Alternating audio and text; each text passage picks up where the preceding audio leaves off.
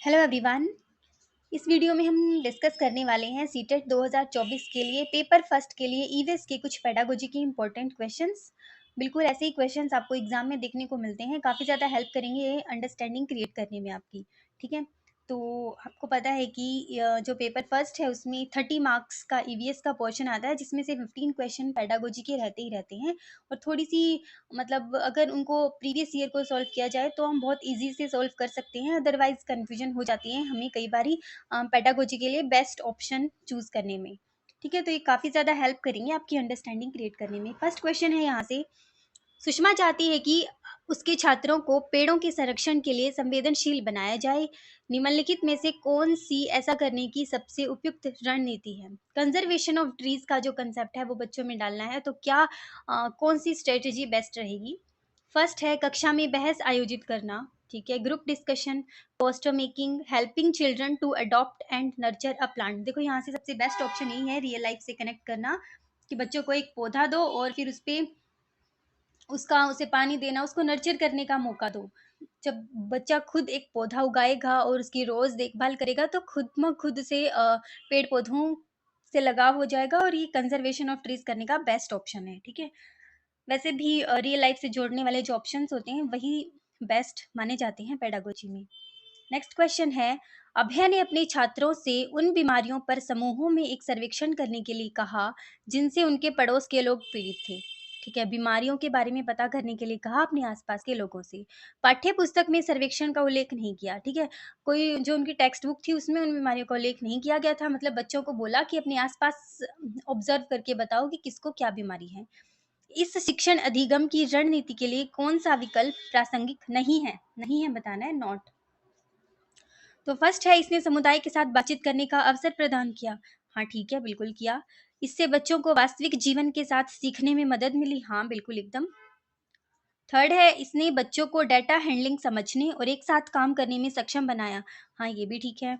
इससे समुदाय को उन बीमारियों को समझने में मदद मिली जिनसे वे पीड़ित थे। It help the community understand the diseases that they suffered from. देखो ये ऑप्शन वैसे तो ठीक है, लेकिन हमसे पूछा कि टीचिंग लर्निंग में कौन सी नहीं है, तो फोर्थ ऑप्शन जो है ये टीचिंग लर्निंग में ज्यादा हेल्प नहीं कर पाता। टीचिंग लर्निंग में हेल्प करने के लिए ये सही है, बिल्कुल बच्चों ने आपस में काम किया, डाटा हैंडलिंग की, वर्क टुगेदर किया, तो ये तीनों ही ऑप्शन सही है। ये ऑप्शन फोर्थ ऑप्शन इसका राइट हो जाएगा। ठीक है, देखो कंफ्यूजन हो सकती थी, लेकिन ये टीचिंग लर्निंग के लिए पूछा है तो टीचिंग लर्निंग में फोर्थ ऑप्शन बेस्ट नहीं बैठता, तो फोर्थ ऑप्शन सही हो जाएगा।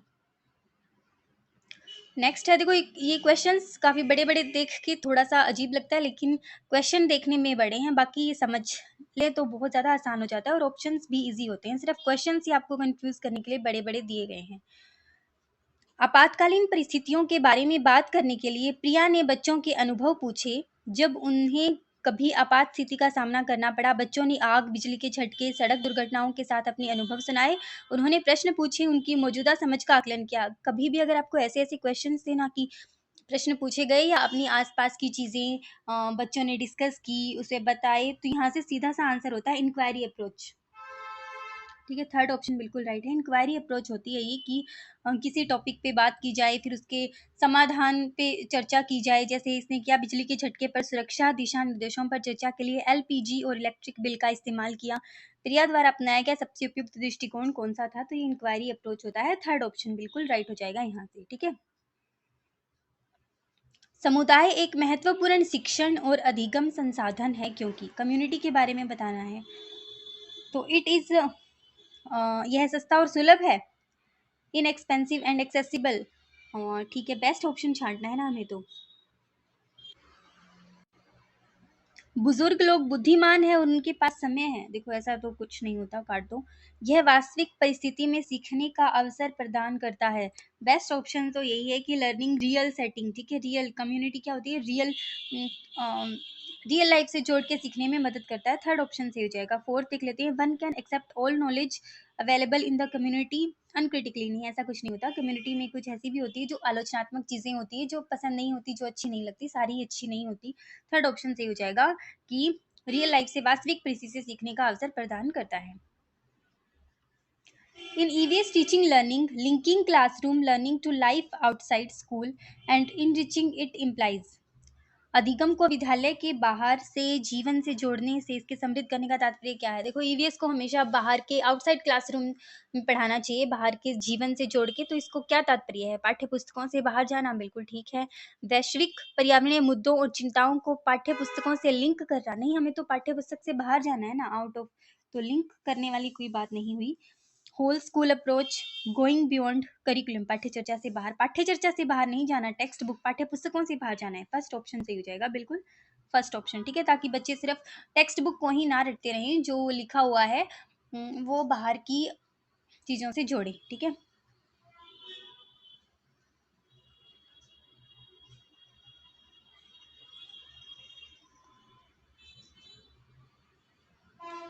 कक्षा थर्ड के छात्रों को रमा ने सिखाया कि पिता, माँ और उनके बच्चे एकल परिवार का गठन करते हैं और यदि दादा दादी एवं अन्य रिश्तेदार साथ रहते हैं तो एक विस्तारित परिवार है। Rama taught that a father mother and their children constitute nuclear family, ठीक है, जिसमें मम्मी पापा और बच्चे रहते हैं वो न्यूक्लियर फैमिली होती है, सही है। And if grandparents and other relatives stay along then it is an extended family. Extended family नहीं होती यार, जब ग्रैंड पेरेंट्स वगैरह और रिलेटिव और चाचा ताऊ वगैरह मिलके रहते हैं तो उसको जॉइंट फैमिली बोलते हैं, बट रमा ने सिखाया कि एक्सटेंडेड फैमिली है, तो बताना है कि क्या है। The definition of family is incorrect, ऐसा नहीं बोल सकते क्योंकि उसने पहले न्यूक्लियर के बारे में सही बोला है। Rama is insensitive towards her students, ऐसा भी नहीं है। The teaching learning approach is not inclusive, हाँ ठीक है। The concept of family has to be taught like this, नहीं नहीं, थर्ड ऑप्शन बिल्कुल सही हो जाएगा। शिक्षण अधिगम दृष्टिकोण समावेशी नहीं है, ठीक है, फैमिली से रिलेट नहीं करता, थर्ड ऑप्शन बिल्कुल सही है, क्योंकि जॉइंट फैमिली होती है वो जिसमें सारे मिलके रहते हैं, पूरे रिलेटिव्स, पूरी family. Which of the following is are activity in EVS classroom, तो क्या होनी चाहिए ईवीएस की क्लासरूम में? चित्र पढ़ना, हाँ ठीक है। फील्ड भ्रमण बिल्कुल सही है। शाम पट का उपयोग बिल्कुल सही है, उपयुक्त सभी सारे सही लग रहे हैं, तो मुझे all of the above answer हो जाएगा। लेकिन अगर इनमें से भी अगर बेस्ट छांटना हो तो फील्ड भ्रमण काफ़ी बेस्ट, बेस्ट से भी बेस्ट है फील्ड भ्रमण, जो रियल लाइफ से कनेक्ट करता है। लेकिन अभी यहाँ all of the above given है तो सारे ही ठीक है, फोर्थ ऑप्शन सही हो जाएगा। एनवायरमेंटल स्टडीज करिकुलम में lead to holistic learning of children, ठीक है, पर्यावरण अध्ययन पाठ्यक्रम बच्चों की समग्र शिक्षा का कारण बन सकता है यदि वह है समग्र, तो इंटीग्रेटेड, हाँ इंटीग्रेटेड होना चाहिए, इंक्लूसिव भी होना चाहिए। देखो दो वर्ड होते हैं, एक होता है इंक्लूसिव, एक होता है एक्सक्लूसिव। एक्सक्लूसिव नेगेटिव माना जाता है, बेसिकली इंक्लूसिव पॉजिटिव होता है। विषयगत बिल्कुल सही है, all of the above, fourth option ही यहाँ से सही हो जाएगा। 84 the EVS text book has a chapter on snake charmer, हाँ एक ईवीएस की बुक में एक चैप्टर है snake charmer. It is intended to make children aware and be sensitized, तो क्यों दिया गया है ये चैप्टर, इसका उद्देश्य क्या है, बच्चों को संवेदनशील किसके प्रति बनाना है, तो ये बताना है। That it is an illegal act, क्या ये बताया गया चैप्टर में कि एक अवैध कार्य है जो स्नेक चार्मर करते हैं, ऐसा कुछ नहीं बताया गया। For snake charmer as children do not see them often these days, सपेरों के लिए क्योंकि बच्चे इन दिनों अक्सर उन्हें नहीं देखते, हाँ ऐसा भी कुछ नहीं है। सपेरे सांपों को नुकसान नहीं पहुंचाए और उन्हें अपनी आजीविका से वंचित करने से पहले विकल्पों को प्रदान करने की आवश्यकता है, बेस्ट ऑप्शन यही है, ठीक है, कि पशुपालन आजीविका का अच्छा स्रोत है, ऐसा भी नहीं है, थर्ड ऑप्शन बिल्कुल सही हो जाएगा।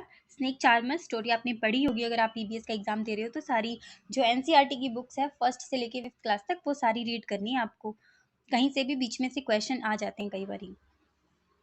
विच is most relevant to the mid day meal school in time, विद्यालय में मिड डे मील के समय के लिए कौन सा सबसे प्रासंगिक है?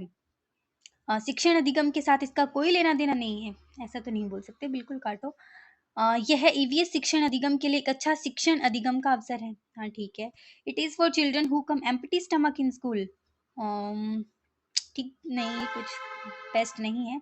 It wastes a lot of precious time of teaching learning, नहीं ये हेल्प करता है टीचिंग लर्निंग में। It is good teaching learning opportunity for EVS teaching learning, first second option सही हो जाएगा। पर्यावरण अध्ययन के संदर्भ में बोझ के बिना सीखना क्या बताता है? बोझ के बिना सीखना, लर्निंग विदाउट बर्डन, जो हम काफ़ी पढ़ते आ रहे हैं, एनसीएफ 2005 की ये लाइन थी। तो less weight of school bag, हाँ ठीक है, बेस्ट ऑप्शन छांटना है, ध्यान रखना। ईवीएस पाठ्य पुस्तकों में अध्यायों की कम संख्या, नहीं ऐसा कुछ नहीं है। Load of incomprehensions needs to be reduced, अबोध का भार कम करने की ज़रूरत, ये बेस्ट लग रहा है। The EVS curriculum needs to be reduce to half, ऐसा कुछ नहीं है, ऐसा कुछ नहीं है। थर्ड ऑप्शन बिल्कुल सही हो जाएगा, जो अबोध, जो फालतू चीज़ें हैं उनका भार कम करो, बिल्कुल थर्ड ऑप्शन सही है यहाँ से 86 का। What purpose does group learning serve in an EVS classroom? Boys and girls can learn separately, नहीं यार, काटो। कम और उच्च प्रदर्शन करने वाले छात्रों को अलग करना और उपचारात्मक शिक्षण देना, नहीं नहीं नहीं। सहयोग के मूल्यों को लागू करने और एक साथ काम करने के लिए प्रत्येक बच्चे को सक्रिय रूप से भाग लेने और सीखने में सक्षम बनाना, बिल्कुल सही, थर्ड ऑप्शन सही है, बिल्कुल ठीक है। What is the full form of BALA? Is not a Bala Bala Bala. BALA की फुल फॉर्म होती है बिल्डिंग एज लर्निंग एड, तो बिल्डिंग, ये रहा बिल्डिंग एज लर्निंग एड, ये थर्ड ऑप्शन सही हो जाएगा 88 का, बिल्डिंग एज लर्निंग एड। वैकल्पिक ढांचे का क्या अर्थ है? अल्टरनेटिव फ्रेमवर्क, फ्रेमवर्क्स, इसका क्या मीनिंग है ये बताना है। तो विभिन्न भौतिक घटनाओं का पाठ्य पुस्तक स्पष्टीकरण, नहीं, ऐसा कुछ नहीं होता। Ideas that differ from the formally accepted explanations of the concept, विचार जो अवधारणाओं के औपचारिक रूप से स्वीकृत स्पष्टीकरण से अलग हैं, बिल्कुल सही। वैकल्पिक तो वही होती है, तो ये बिल्कुल सही है, second option. Ideas presently held by scientist and social scientist, नहीं। All ideas that are formally held by children, नहीं। देखो, जो बच्चे हैं ना वो फोर्थ पे लगाने की कोशिश करते हैं कि formally held by children, but ऐसा कुछ नहीं होता। Accepted explanations of the concept से थोड़ा सा अलग होते हैं वैकल्पिक ढांचे, ठीक है। Women are weaker than man, women are weaker than man, it is a, अच्छा, महिलाएं पुरुषों की तुलना में कमजोर होती है, तो एक मिथ है भाई, बहुत बड़ा मिथ है, ऐसा कुछ नहीं होता, बिल्कुल भी नहीं होता, मिथ है, फर्स्ट ऑप्शन सही हो जाएगा। देखो यहाँ से थोड़ी सी कंफ्यूजन हो सकती है कि स्टीरियोटाइप लगाएं या मिथ लगाएं, तो ये मिथ है बिल्कुल। रूढ़िबद्ध धारणाएं वो होती हैं जो चेंज हो गई होती है, मतलब ऐसा कुछ दिया हो कि पहले उसकी दादी कुछ और सोचती थी, अब कुछ और चल रहा है, तो ये होती है रूढ़िबद्ध धारणा, जो हमारे बिल्कुल ग्रांड से ग्रांड पेरेंट्स की थिंकिंग होती है, उनको बोलते हैं। तो ये मिथ है बिल्कुल प्योर, ठीक है। तो फर्स्ट ऑप्शन बिल्कुल सही हो जाएगा यहाँ से। तो ये थे 15 क्वेश्चन ईवीएस पेडागोजी के। आई होप आपको समझ आए होंगे, और वीडियो किसी पॉइंट पे अच्छी लगी हो तो लाइक और सब्सक्राइब कर दीजिएगा। तो मिलते हैं नेक्स्ट वीडियो में।